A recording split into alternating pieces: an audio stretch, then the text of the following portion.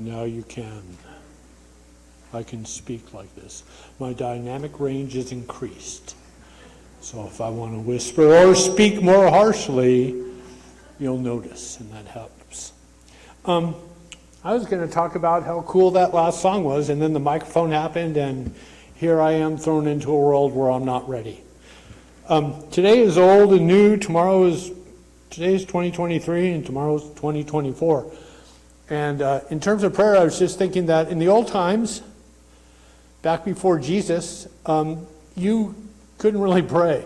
You had a set of prayers that they would say, but the way it worked was that there was a big veil in front of where God sat. And you were only allowed as a human to have a representative go in once a year.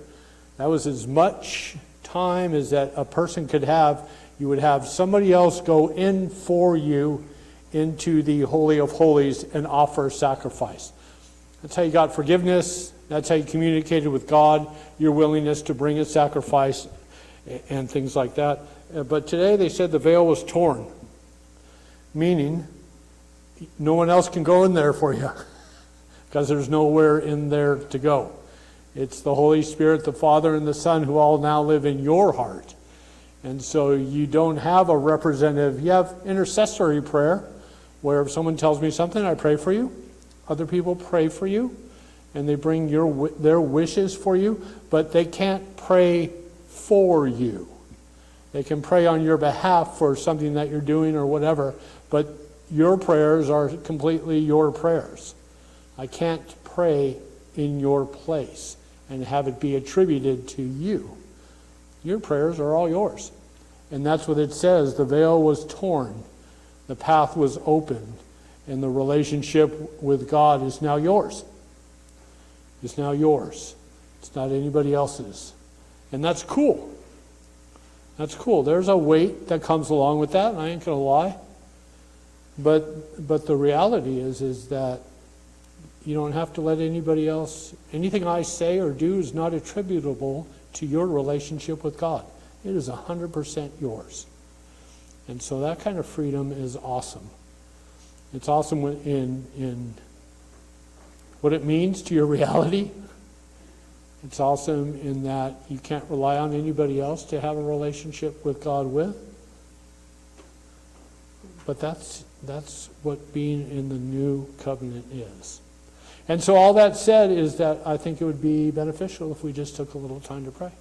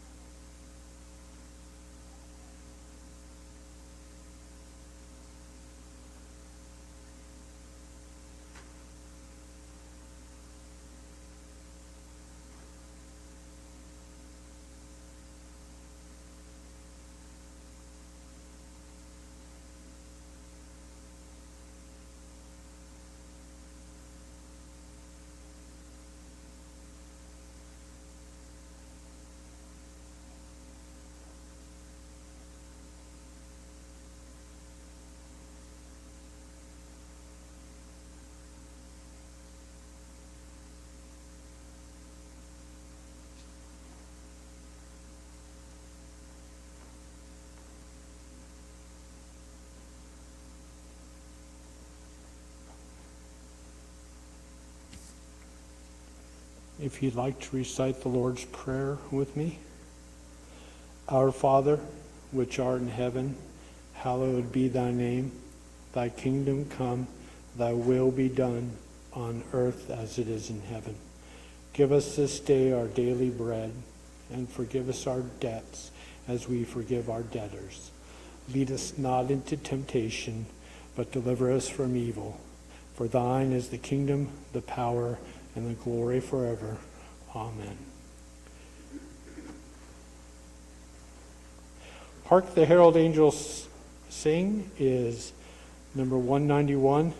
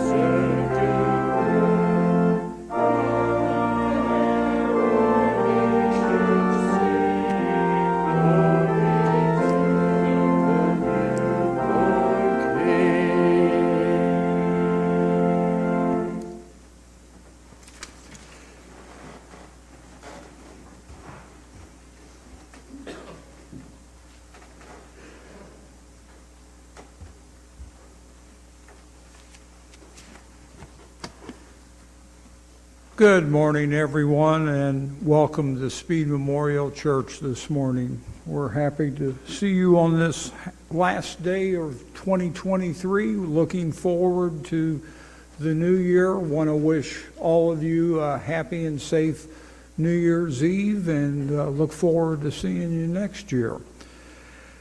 It's a great time to make a gift to the church restoration campaign. We are 100 years old this year, and what better way than to celebrate by donating $100 to the church. It took me a while to figure that out, but we got there anyway. So all your donations are appreciated. The capital campaign is doing quite well. We're over $16,000 to date, and we appreciate all the donations. Work will commence again in February. Don't have an exact date, but we'll keep you updated. The next big restoration project that we're going to tackle is straightening the steeple. So that will be about 4 or 5 weeks of work. There will be some disruption in here in the back of the sanctuary. We'll have it tarped off and closed in, but stay tuned for those developments yet this February and March. Offering donations can be left in the boxes at the entrances to the sanctuary. You can also donate using the QR code in the bulletin and by text messages. Please keep those that are on our prayer list in your prayers today and this week. Also, since we're starting a new year, we have envelopes ready for those that use envelopes in the offering. They can be picked up this morning in the vestibule. If you do not have envelopes and would like to use them to donate to the church on each Sunday, please see Rick Rowland, and he'll get you set up with some envelopes for this next year. Birthdays this week. Mabel Balmer has a birthday on January the 1st. And lordy, Steve Warner's going to turn 40 and then some on January 5th. So, Donna, fire up the orchestra.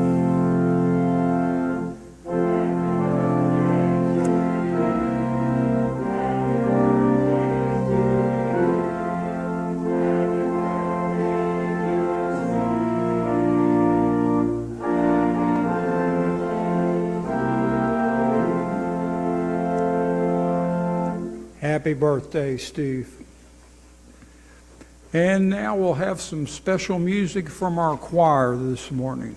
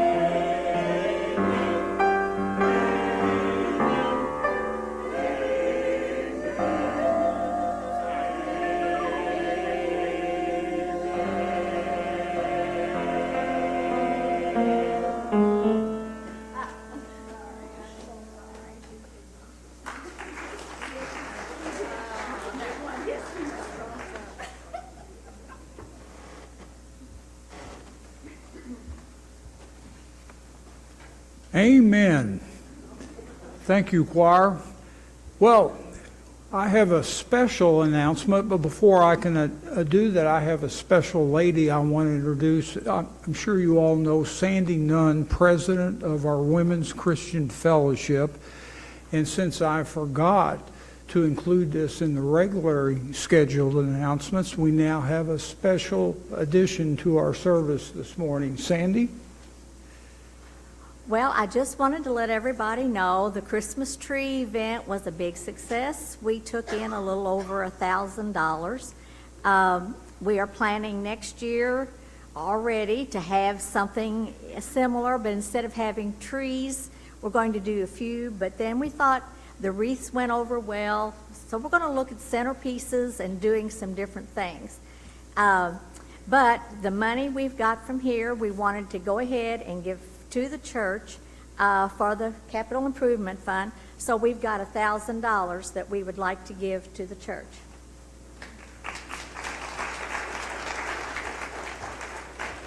What a setup. Amen, right? The choir set that up perfectly. Thank you so much, Women's Christian Fellowship. We appreciate it and are looking forward to what you have planned in 2024. Amen.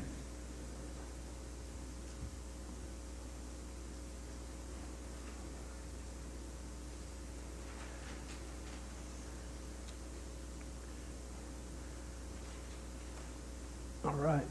Hello.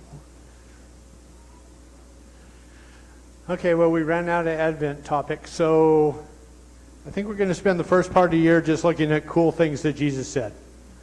Because Jesus said a lot of really cool things. And they're cool, but sometimes they're challenging. They're not always what we want to hear necessarily in terms of the world views that we have formed, but they're still cool because Jesus said them. So we're going to look at that. This week we're doing old and new because tomorrow's new. It's New Year's. So it's a time to look back. All Lang Syne means something like that, right? And so we're just going to take a moment to think about old and new. And but first, a little commercial about the word potential. And potential is simply having the capacity to develop into something. It means that you're here, and there's a place called there, and you're trying to get there. And sometimes you have the potential to reach that, and sometimes you don't have the potential to reach that. I wanted to dance and be a model. Just don't have the. Someone told me I didn't have the potential to do that, so that was a bummer. I could show you. No. Everything that Jesus will say to us is loaded with potential. The one thing Jesus doesn't want ever for anybody is to stay where he meets you. That's just not his goal. The assumption always being that we live in a fallen world. The assumption is that Genesis 1 and 3 was correct. That somewhere along the line, human nature got corrupted. And I think if we watch the world play out now, especially in terms of decision makers and money handlers, that we can tell that there's something going on that's probably not beneficial to the whole world, to people. And so when we read the cool things that Jesus said, what we remember is that he's not telling us that we're good. You guys are all good. Just keep doing exactly what you're doing right now. You're the one person I found that, wow, I didn't even really need to die for you. You got it going on. And so you have to remember when you go into a relationship and a conversation with Jesus, he's assuming that you understand that he's God and you're not. And so potential is a big thing. This is potential right here. Something might happen. I got cord leads somewhere and, hey, look, it fits. Maybe nothing's going to happen like this. And like it was with prayer, when the curtain was torn, there was no way for us to get to God's throne. There was no way for us to speak directly to God. But now there's potential. Now there's potential for that to happen. You can pray directly to God. It doesn't have to stay in this state forever. Plug, outlet, wow. I can do amazing things. I have an amazing potential to foster and grow and understand at a deeper level my relationship with God. Bang. I mean, that's why we're all here, right? Is to learn about Jesus. Here's somebody, she's talking about potential. This is Gloria Steinem. And I know she's known for a bunch of things, but this is one of her favorite quotes, popular. She says, by the year 2000, we will, I hope, raise our children to believe in human potential and not God. This is how she felt. This is what she said. And I applaud her for understanding how the world works. That there is two plugs, as it were. The easy way to tell is human potential leads to pride. Using God and how He wants you to live in His Spirit leads to thankfulness. Those are the two things. The same things can be accomplished, but she understood that there was human potential and there was God's potential, and they weren't the same thing. And so I applaud her for her honesty, and I applaud her for her truth, speaking in terms of potential. Jesus had the same thing, but it was backwards. By the year 2000, we will, I hope, raise our children to believe in God and not human potential, is how Jesus would put it. Believe in me and have faith in me. But you know what? Ever since Adam and Eve, I think we've only had faith in ourselves. And so that's our go-to thing. So now we're back. We're back from the commercial. Welcome back, everybody. And now we're going to talk about a cool thing that Jesus said. And this was it. He was in an argument about washing hands and the Sabbath and just every little thing you could imagine that they were after him for. He was arguing about. And so this one was eating with criminals and sinners and all that stuff. And he gave this illustration. He gave a couple. I wrote it on your sheet. But this one was cool. It said, Jesus said, you know what? They couldn't understand why he was doing what he was doing. And he said, no one puts new wine into old wineskins, for the new wine would burst the old wineskins, spilling the wine and ruining the skins. New wine must be stored in new wineskins, which I have no clue what that means, because I always drank wine out of a bottle. I didn't even pour it in a glass. It's like, give me some more of that Strawberry Hill. And I stopped drinking wine when I was young, please. That stuff is nasty. But somehow, I guess, back in the day, they had wine skins. And what would happen was, as you would put wine into your wineskin, and it fermented, and it grew, and it got old, and there was all kinds of processes working on the bag, old, to the point where if you depleted your wine supply and you wanted to put new wine back into it, if you would put new, fresh wine into it, it would destroy the bag. Because the bag had already been through it, gone through this, been there, done that, can't hold on to this any longer. And so he was saying, this is obvious. There's in there too, he talks about cloth and how you wouldn't sew a patch of new cloth onto an old garment because it would shrink and tear and rip and double ruin it.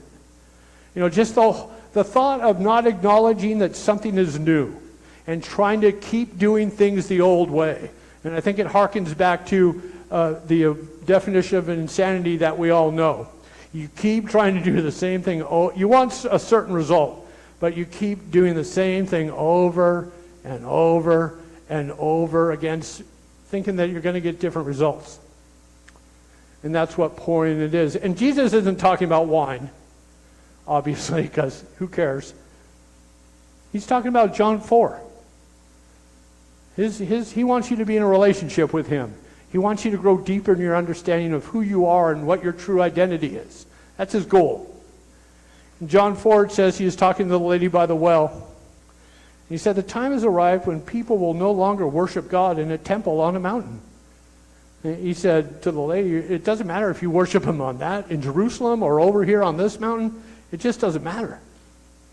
For God is spirit. So those who worship him must worship in spirit and in truth. The Father is looking for those who will worship him that way. And what he's saying, why he said that to the Pharisees, and what it has to do with wine and old and new, is game's over with the temples. Game's over with worrying about whether you're in Jerusalem or this. It doesn't matter. The Spirit is able to encompass the whole land. You don't have to go to a temple that's with a Holy of Holies with a curtain that you can't get by. Only one person can go in as your representative. Those times are over. I have come. I have fulfilled the law. Didn't say the law disappeared. He fulfilled it. It was done. And so that's what it says in Galatians. The time of the law was only until Jesus showed up. And so they were having a hard time understanding why he wasn't following their law. Because they had everything they needed. Spirit and truth. That's the new way. That's the permanent way. And they don't fit into, or no potential is here for growth. No potential is here in these things, components, for growth. It's not the plug. Your wire's there. You're trying to find a plug. And it's churches and temples, etc., that are made by human hands. That is Acts.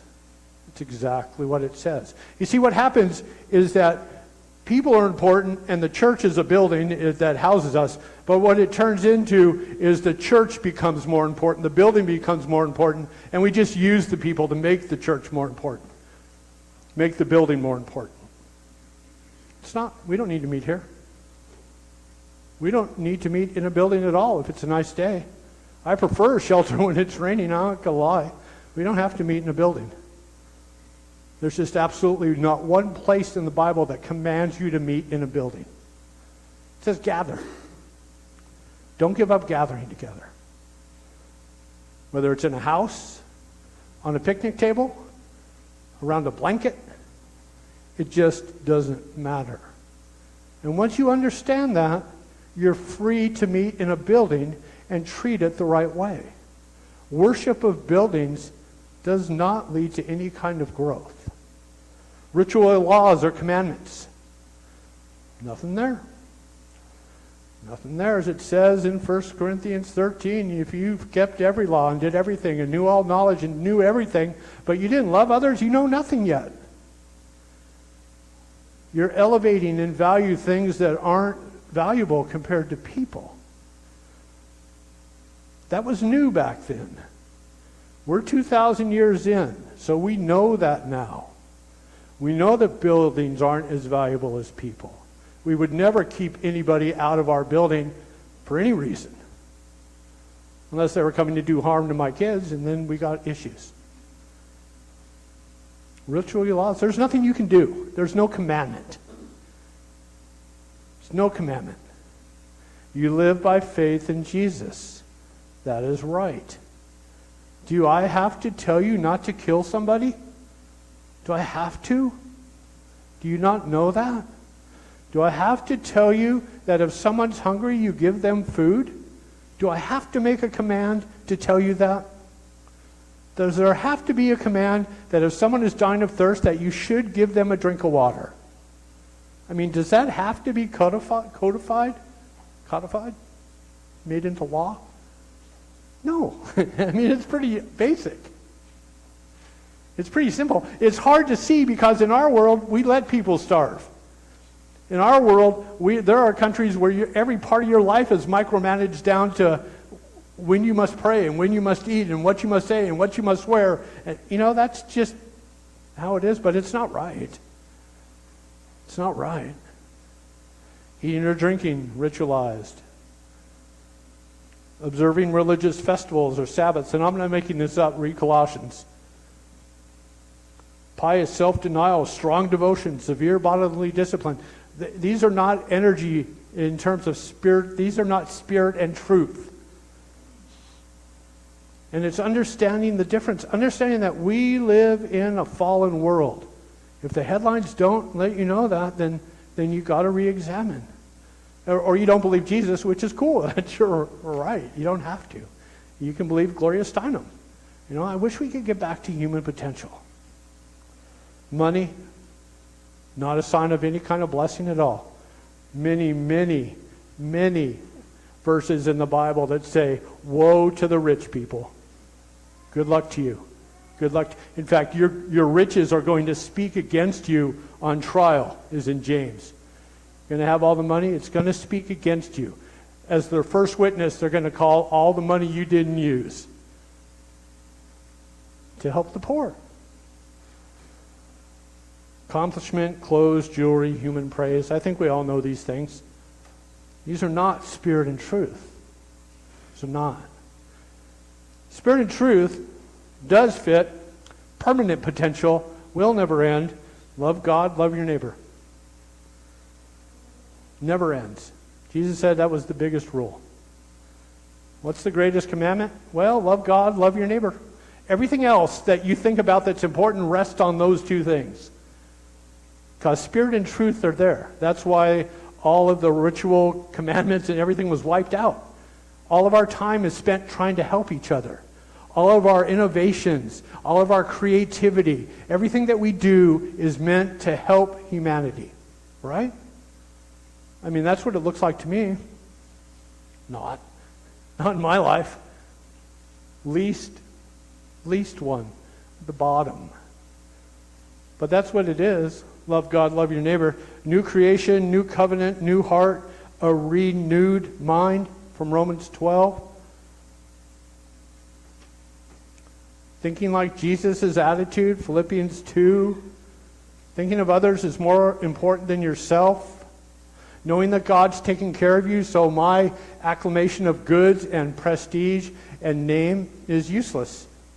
Love, joy, peace, patience, kindness, goodness, faithfulness, self-control, fruits of the Spirit, and meals. I had to put that in. Anybody want a quick PhD?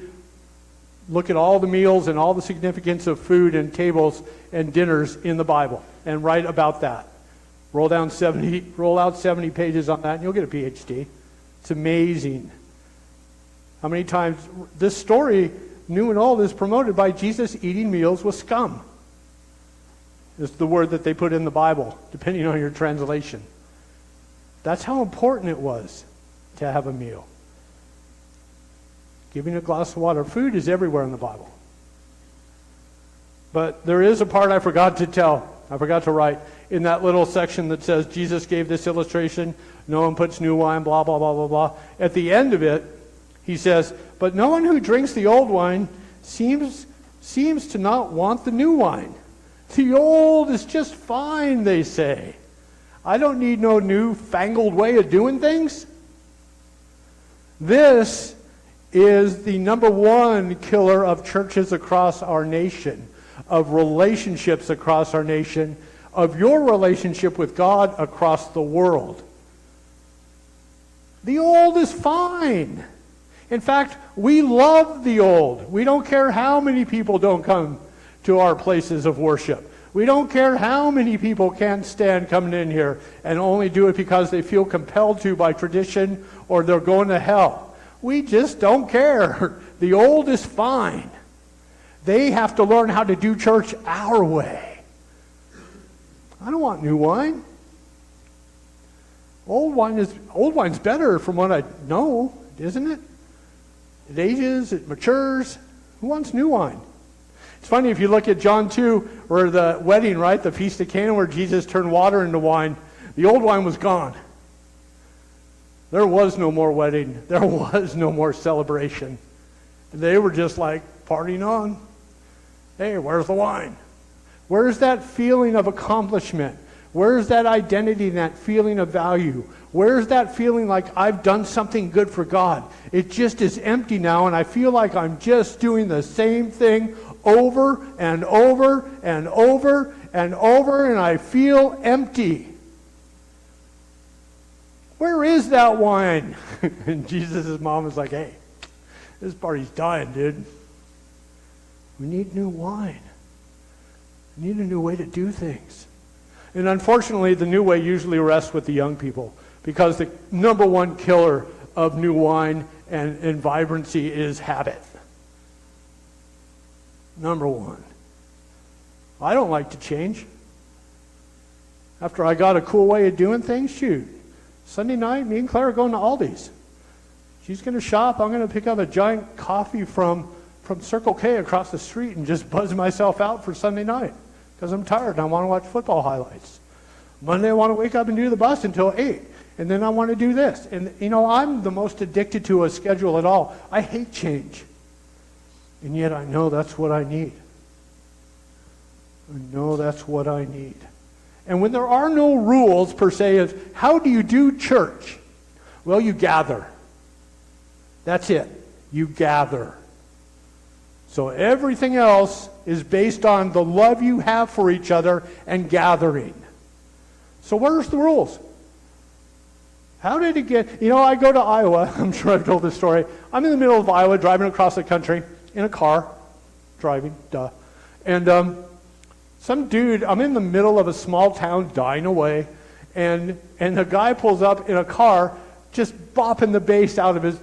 dressed like a gangster. And I'm to myself, where did you learn in the middle of a farm town in Iowa to dress? I'm from L.A., okay? I know the people that live this. What are you doing by yourself in the middle of Iowa trying to be like what's something you saw on TV?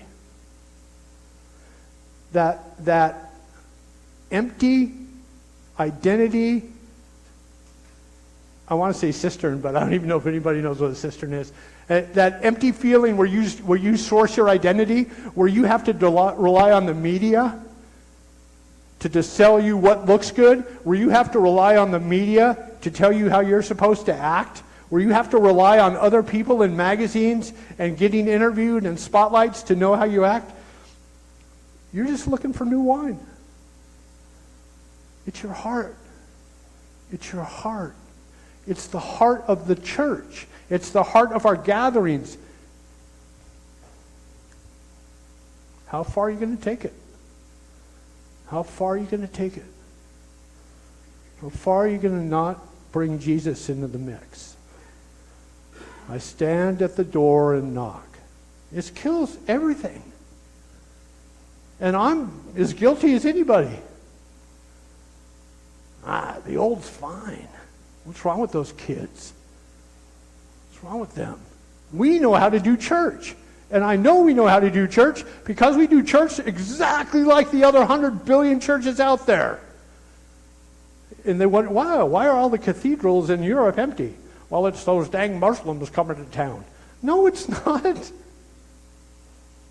because they weren't offering life. They were offering ritual. They were offering decorations. They were offering everything but life. We're going to teach you how to do this. Fail. Big fail. Big fail. And that's what Jesus said. And that's the way humanity is. John 1, 1 John, chapter 1. It's actually 3, I think. Light came into the world, but people loved the darkness. Darkness is fine, dude. I got a flashlight. Need your light. Love came into the world, and we didn't want it. Spirit and truth came into the world, but we prefer our way. We prefer our way. That's the human tendency. This is Numbers 13 and 14. The Hebrews, the Israelites, the Jewish people, slaves for 400 years. Horrible slavery.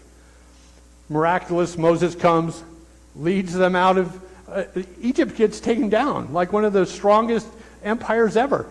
Taken down, get out of here, Hebrews. They leave, they come to the Red Sea, Pharaoh's chasing them. Oh, no problem, God, I'll open up a path in the Red Sea. You walk through on dry water, on dry land. Guess what happens? Egypt follows, army gone. They're taking over the rest of the history, right? in the wilderness. I'm going to lead you by a cloud and by fire. I'm going to take care of you. I'm going to give you food. It's all good. I'm your God. You're my people. Trust me. Get to the edge of the promised land. Well, shoot, let's send some spies in and check it out. They bring back big things of fruit. The land is flowing with milk and honey. It's amazing, this land. I can't even tell you how great the fruit is there. Promise, this is amazing. God's there. Oh, but there were inhabitants. There were obstacles for us. Big, giant obstacles.